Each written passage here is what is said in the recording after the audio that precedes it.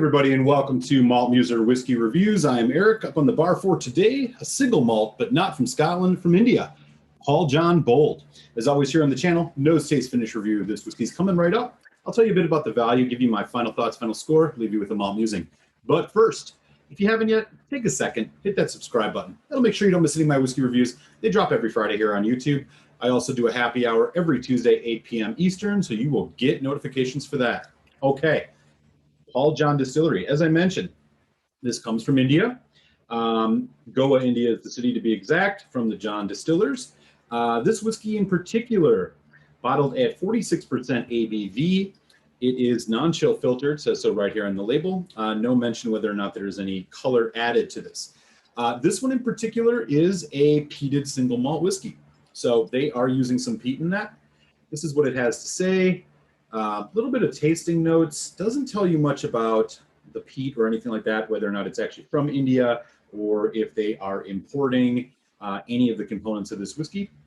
It is also a non-age statement, but I will mention, considering the climate in India, you may be getting a bit more maturation a lot quicker than you would say with Scotch whiskey, given how much warmer it is there. So the elevation usually plays a role as well with distilleries like Amrut, for example. So non-age statement, 46%, Paul John Bold, non-chill filtered peated whiskey. Let's give it a try. All right, this is the color that we are looking at today. Again, unsure if that's a natural color or not. And right away on the nose, it is definitely pretty bold. Sweet, fruity, spicy. You are getting some really nice honey, chocolate, and vanilla notes. This has likely been aged in ex-bourbon casks. There's a nice kind of almost tropical fruit. There's hints of pineapple, there's apple cinnamon. Definitely a healthy amount of peat. Bit of smoke as well. Oak char. Quite nice nose. Very rich, pretty complex. Okay, let's give it a taste. Sure.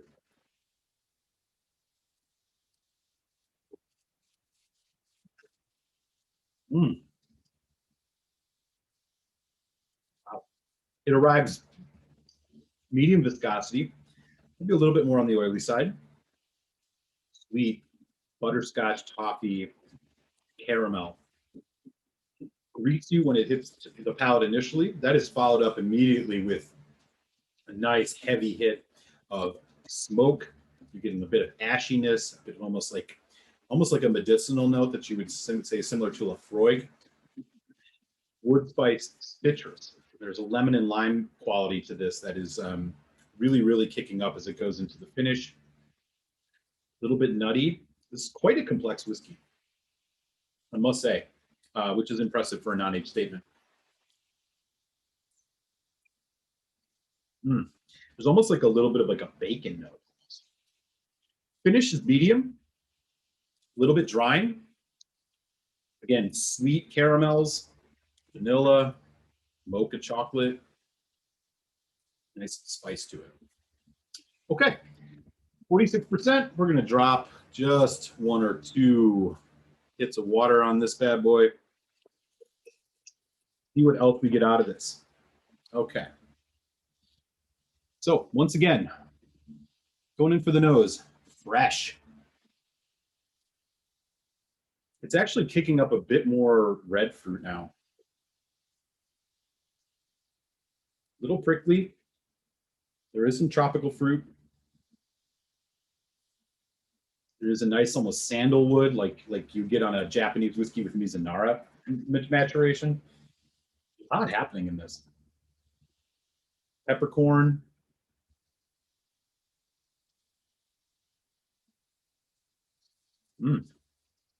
Very nice. Oh no, I think the water it's opened it up a little bit, but nothing substantially different. Maybe just a bit more fresh. Okay, give another taste here.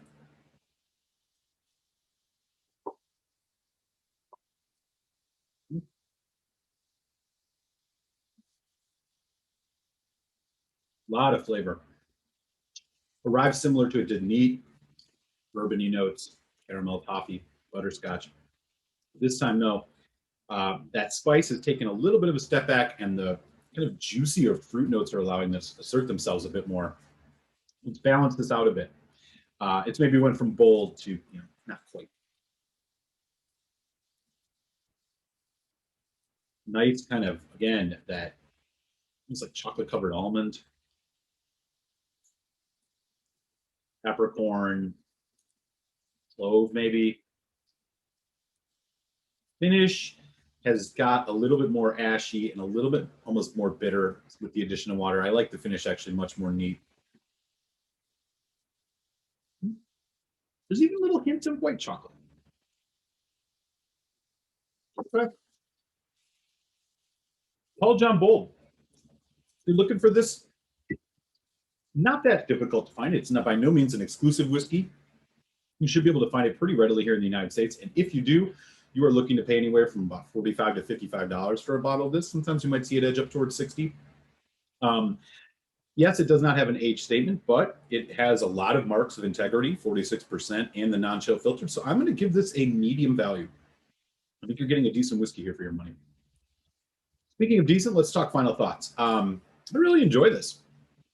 I think this is a quality release. I like what they're doing with this. They've, the only thing that's going to really improve this is maybe a little bit of age. It's youthful, it's dynamic, but it has honestly more complexity than I find in some 10-year-old single malt scotches that are heavily peated. I'm thinking like Lefroy 10 or Ardbeg 10. But there's a lot to explore here. So I think this is worth a little bit of extra money. It's really dynamic and honestly a fun whiskey to just sit around and drink and pick up on all the different notes in it. So really good release here from Paul John. This is part of their core range. So if you're looking for a peated whiskey, something that's not necessarily from Islay, Scotland, check out India and the Paul John Distillery here with this Paul John Bold. I'm going to give this a 3.75 out of 5, which means I definitely recommend you try this. And if you see this at a good price, grab it. Okay, so those are my notes and my score for Paul John Bold. Again, if you enjoyed this, hit that thumbs up, smash subscribe, and I will catch you next Friday here on NoooOOOooo Whiskey Review, where we'll check out another whiskey.